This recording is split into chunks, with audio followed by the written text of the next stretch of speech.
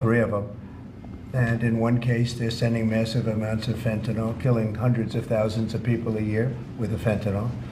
And in the other two cases, they're making it possible for this poison to get in, number one. And number two, we have big deficits, and it's something we're doing. And we'll possibly very substantially increase it. We're not. We'll see how it is. But it's a lot of money coming to the United States. As you know, we have about a $200 billion deficit with Canada, getting close to $200 billion. They've treated us very unfairly. And I say, why should we be subsidizing Canada? It's wonderful. I have so many friends in Canada. It's a great place. Is there a concession you're looking for, sir? No, we're not looking for a concession. And we'll just see what happens.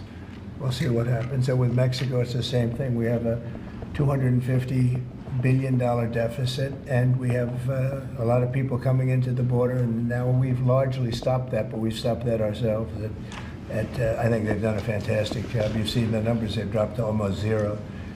But we've suffered under the past administration for years and years. We've suffered with millions of criminals coming into our country. Criminals, people from jails from all over the world. They come through Mexico, and they come through Canada too. A lot of them come through Canada, and a lot of fentanyl comes through Canada, and China makes the fentanyl. China makes the fentanyl, gives it to Mexico, puts it through Canada, puts it through different places, mostly Mexico, but also a lot through Canada. And so all three haven't treated us very well. There are significant. Can I ask you about your meeting with NVIDIA? What did you talk about, and do you think you need to ban more of the chips that they're selling to China? Well, he's a great gentleman, and I hadn't met him. He's the biggest in the world in terms of chips. And I can't say what's going to happen with it. We had a meeting. It was a good meeting. But eventually we're going to put tariffs on chips. We're going to put tariffs on oil and gas. That'll happen fairly soon. I think around the 18th of February. And we're going to put a lot of tariffs on steel. We already have tariffs on steel, and we've saved our steel industry, but that was relatively small compared to what it'll be. But we're going to be putting tariffs on steel and aluminum, and ultimately copper. Copper will take a little bit longer, and that'll happen pretty quickly. It'll mean it'll be a great boost for our steel industry. It'll make our steel industry very strong. If I didn't put the tariffs on years ago on steel, which actually Biden left because there was so much money that they couldn't do anything about it, I think we would have lost. We wouldn't have one steel mill in this country if I didn't do that. We saved the steel industry. So it was an honor to do it. And I think the people that love me most in the whole world are people that make steel. But we're going to be putting sometime this month, next month, we're going to be putting tariffs on steel and aluminum.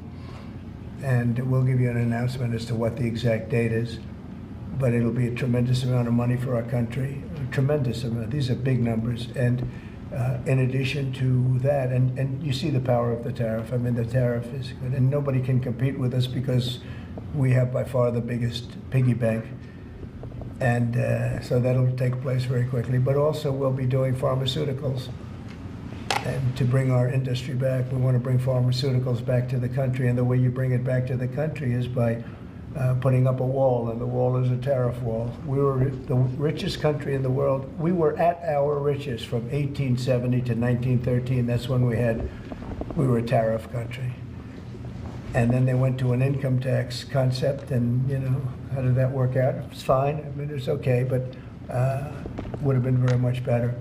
So we'll be doing pharmaceuticals, importantly, and drugs, medicines, etc., all forms of medicine and pharmaceuticals. And we'll be doing, very importantly, steel, and we'll also be doing chips and things associated with chips. And sir, what do you plan on talking with the Japanese Prime Minister about next Friday when you all meet? Well, he's coming in, next week. I don't know who he is for a meeting, and I have great respect for Japan. I like Japan. Prime Minister Abe was a very close friend of mine. What happened to him was so sad, one of the saddest days. But they're coming in to speak to me, and I look forward to it. Mr. President, on the crash, do you have any concerns that your commentary about things you have described as common sense or your observations could in any way interfere with the thorough investigation of the crash? No, I think they'll do an investigation. It'll probably come out the way I said it. I like to put it up front. I'm so tired of listening to things happen to our country and then people say we'll do an investigation and 3 years later they come out with a report that nobody looks at. Especially, not in all cases can you do that, but in this case, you know, you had a helicopter that was, the Black Hawk was too high. It was above the 200 limit by double. Shouldn't have been there. And there were some other mistakes made too, and I pointed them out also, and I was right on all of it, but they'll still do an investigation just to check it out, but I think As that's what they're Commander-in-Chief, are you at all concerned about opining about the Army and the conduct of that aircraft when you are Commander-in-Chief and these are the people who report to you and there is an investigation ongoing? This was all caused by bad rules, regulations, and other things by Biden, the What Biden tells you that, administration. sir?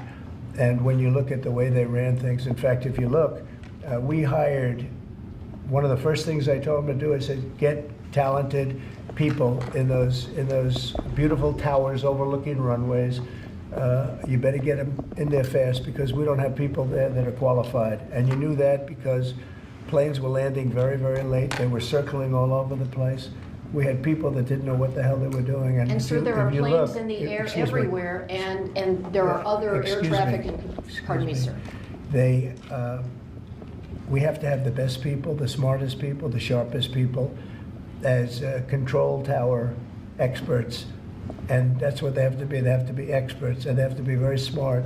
And we didn't have our best. And if you read the quote that I read yesterday at the news conference, it talked about people that were psychologically injured were okay, and people that had lots of problems were okay. I'd read it again if you'd like me to, but I don't think I have Does to that waste give your you time. concern, though, sir, with planes in the air all around the country, people relying on that as safety? Are you suggesting there's an ongoing risk? No, I think there's very little risk, but I think that we have to make sure that this never happens again. Very, very little risk. And we're taking actions that this can't happen again. The helicopter, as you know, was out of its zone. Shouldn't have been out of its zone. It was at the same height as the airplane. Now, the airplane was coming down on its track. It was perfect. It was in perfect shape coming down, and something was in its way. You can't let that happen, and it won't be happening again. And this was all because of weak rules in the Biden administration, and we're just not going to let that kind of thing happen again. And again, I could wait, and I could, you know, give a report in 2 years like they always do. And sometimes it's obvious. In this case, to me, it was very obvious, and I think I've been proven to be very correct. Yeah. Mr. President, what do you expect from your meeting with Prime Minister Netanyahu next week? I expect a lot of good things. From all meetings, I expect good things. Marco Rubio, as you know, is going to make a tour of various countries in South America. He's going to be meeting in Panama, where Panama's treated us very badly. They gave him, rather foolishly, a thing called the Panama Canal, the most expensive project we ever built, if you look at today's numbers. Most expensive ever built. We lost 38,000 men. In that case, all men, just about all men. 38,000 to the mosquito, to malaria and various other problems that you get from jungles. It was a tremendously costly event. We built the Panama Canal 110 years ago. Think of it, the most expensive development we ever did, and really one of the wonders of the world, one of the great wonders of the world. And we didn't give it to China, we gave it to Panama. And Panama's been ripping down all the China language signs. They've been working like mad to try, but about 70% of the signs were up and they were written in Chinese, and that's not the deal. So we're going to take it back. They've already offered to do many things, but we think it's appropriate that we take it back. They've totally violated the agreement. We have an agreement. They violated the agreement, and Marco Rubio's going over there to talk to the gentleman that's in charge. Mr. Gaza, do you still think it's a good idea for Jordan and Egypt to be taking in Palestinians when they reject the idea and the Palestinians who are living now in Egypt? Oh, I think Jordan will take people, yeah, people from Gaza. And I think Egypt will take them also. I mean, I heard somebody said they're not going to, but I think they will. I feel confident they will. Mr. President, will tomorrow's tariffs include oil? What? Will tomorrow's tariffs be inclusive of Canadian crude? I'm probably going to reduce the tariff a little bit on that. We think we're going to bring it down to 10% on the oil. So it's 25% on the Canada side. Mr. President, are these tariffs stacking on top of already existing tariffs, or this will be the Yes, total? on top of whatever may be existing. Yeah. Mr. Mr. President? President, ask you a question about Venezuela. Rick Cornell was seen on state TV shaking hands with President Maduro. Is there any concern that that might lend legitimacy to the Maduro administration? No, we want to do something with Venezuela. I've been a very big opponent of Venezuela and Maduro.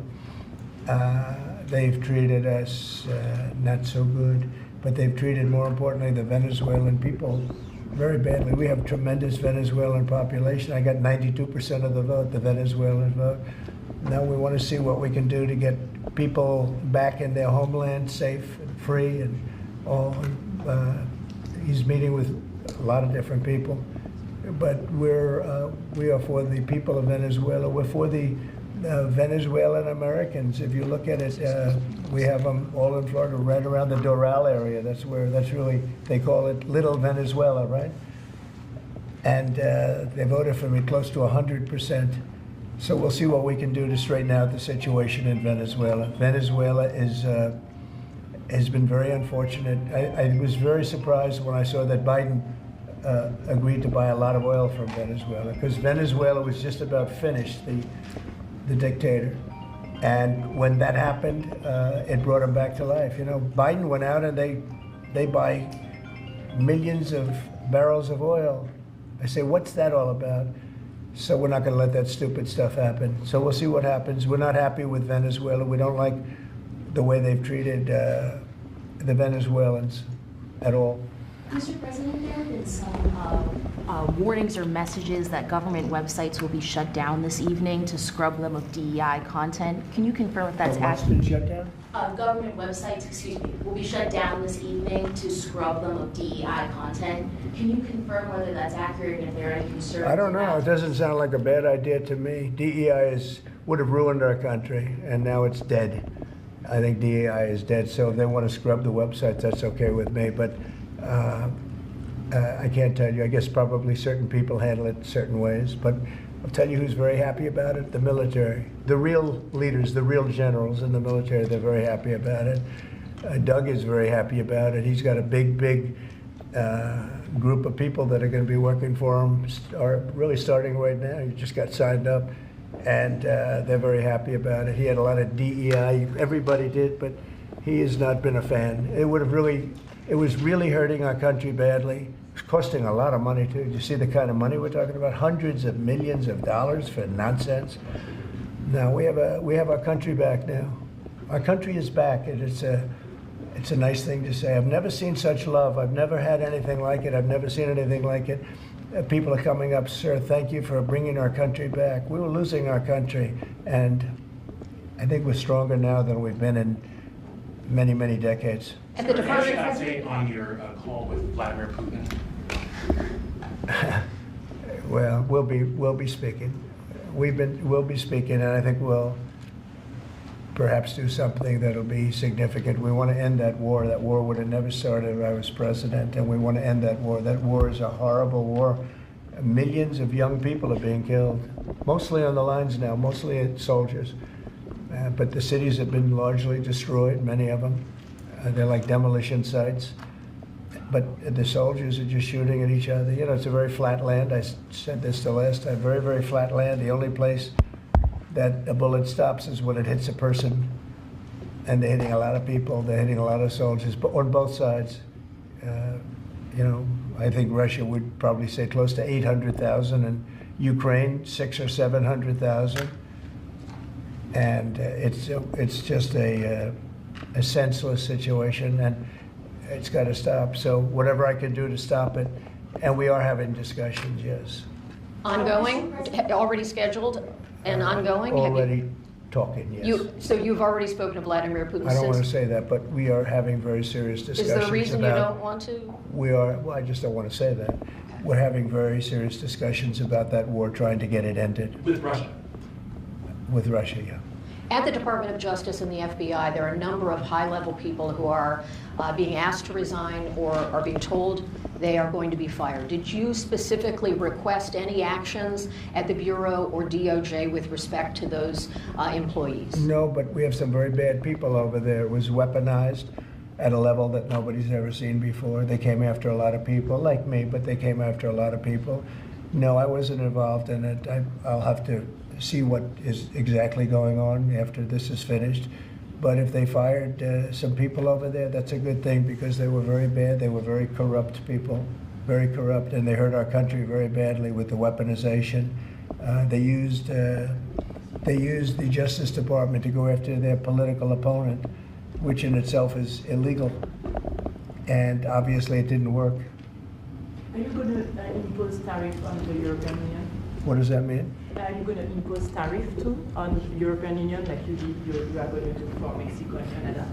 Well, you're asking me a question, because I'm sure you didn't hear, am I going to impose tariffs on the European Union? Do you want the truthful answer, or should I give you a political answer? Absolutely. Absolutely. The European Union has treated us so terribly. You promised Americans to try to reduce costs, and so many of the products that would be tariffed, when they come into the country, the outgoing country is not paying the tariff. The buyers in the United States pay that, and then that's passed on to consumers in most instances. Sometimes. How would you expect to have prices come down if you have such a broad plan for tariffs? And what do you say to the voters who want to see you reduce everyday costs? Well, let me just tell you that I got elected for a lot of reasons. Number one was the border. Number two was inflation, because I had almost no inflation. And yet I charged hundreds of billions of dollars of tariffs to countries.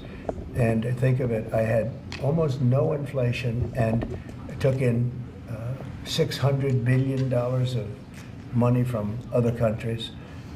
And tariffs don't cause inflation, they cause success. They cause big success. So we're going to have great success. There could be some temporary short-term disruption, and people will understand that. I had that when I negotiated some of the good deals for the farmers. And unfortunately, those deals have been led astray by Biden and his people because they didn't enforce the deals.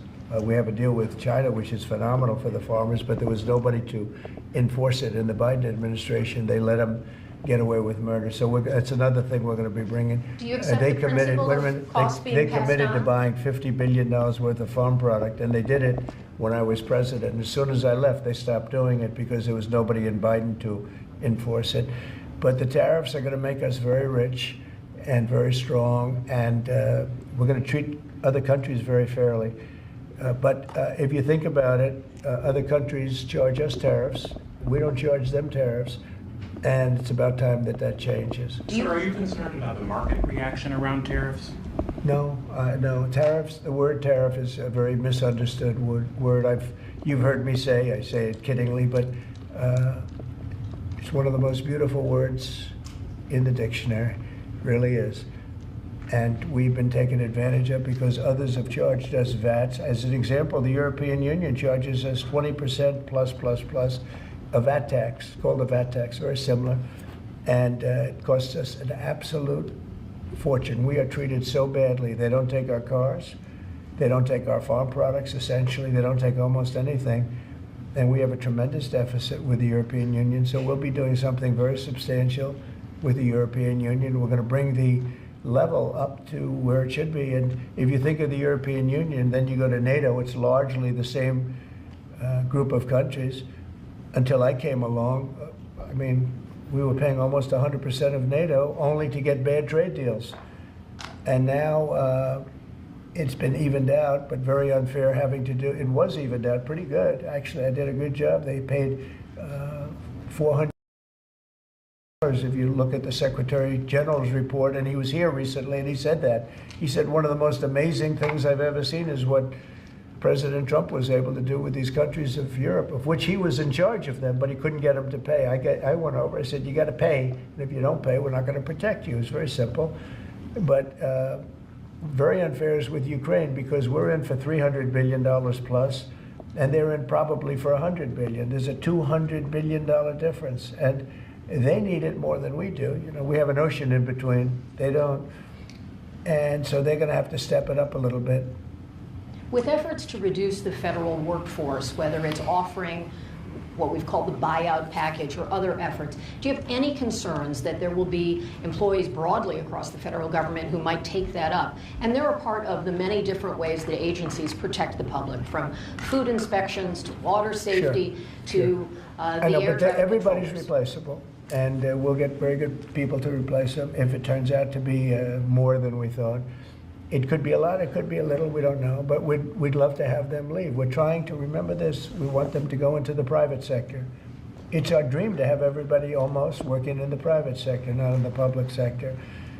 We have many people, very few people came to work. They were, you know, it started more or less with COVID, but actually even before COVID. But it started with the COVID. They didn't come back. And then Biden let them get away with murder. And they, you know, we had federal workforce like 4% coming into the office. And that just doesn't work. You know, people can say it does, but it doesn't work. You have to be unified in a group in the office. It's just, it was crazy. You don't know what they're doing. And then at some point we may ask them to certify that they didn't have two jobs, meaning were they really getting a check from us, the government, and then were they also working a second job and a third job, and, you know, on government time? And many of them will say that they did, you know, which is not legal, but it's a problem. It's a problem. No, we want to get that out. We want to clean it out. You know, people have been trying to reduce federal government now for 40 years, 45 years, and they haven't been able to do it. And this is a way of doing it, I think, very nicely. It's sort of a buyout, too. I think we're treating people very good. But people don't come to the office. They won't have a job starting on that very special date. So we'll see how that works out. I mean, nobody knows how that's going to turn out. Everybody might show up to the office, and maybe a large number won't show up. But if they don't show up, we've accomplished a very serious goal. We're trying to reduce government. Does Mr. Musk or any of those associated with your DOGE effort, do they have any direct access through the government systems to how money is dispersed? No, nothing. No, they are. This has nothing to do also with the federal cutting, you know, with this federal cutting. This is very separate. This is if you don't show up, you don't get paid. But DOGE, I think great progress has been made. We're talking about cutting over $1 trillion of waste. We're talking about waste. We're not talking about we're going to love and cherish Social Security, Medicare, Medicaid. We're not going to do anything with that other than if we can find some abuse or waste, we'll do something, but the people won't be affected. It'll only be more effective and better. And our country, as our country gets richer, the people on Social Security, Medicare, Medicaid, those people are going to be more secure. If Biden had gotten elected, Social Security was going to fail because the country was failing. It was going to fail. The country was going to fail. And therefore, the Social Security, Medicare, Medicaid, and all of the other things that you may get would not be able to be paid. Our country is getting very strong, and you see it. I think more progress has been made in the last 2 or 3 weeks than has been made in the last 4 years. I think not only has more progress been made in the last 4 years, it's, I'll call it deprogress.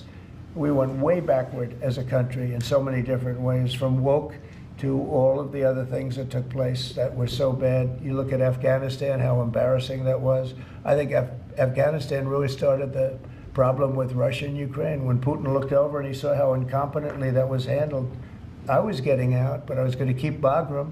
Right now, China has Bagram. I was going to keep one of the biggest air bases in the world. They left it. But I was, other than Bagram, I was going to get out. And I wasn't keeping Bagram for Afghanistan. I was keeping it for China because it's 1 hour away from where China makes its nuclear weapons.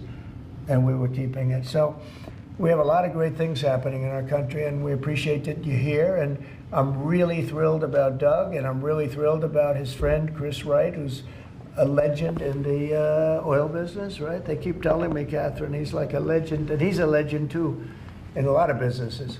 And we have an amazing group of people working with us. There's a man behind me who became a tremendous success. He was not a wealthy man. He didn't start off a wealthy man, and he ended up a wealthy man. And you know, that's a great talent, and he's willing to sacrifice so much and to put it to work for our country. Watch the job he does on the interior. but in particular on really making our country very, very wealthy by utilizing it properly. And at the same time, environmentally, he does it he's very much an environmentalist. He's going to do it very carefully and very painstakingly good. But you just watch what happens. And working with the Department of Energy, where his compatriot, his friend, and also considered the most talented man in the oil business, is the head of the Department of Energy, and they work together. It's almost like a partnership. It really is a partnership. And watch what that does for our country. It'll be a fantastic thing to see. Thank you very much, everybody. Thank you, Fred. Thank you, Fred. Tulsi got it. Thank you. Thanks, guys. Let's go. Let's go. Let's go. Thank you. We're going.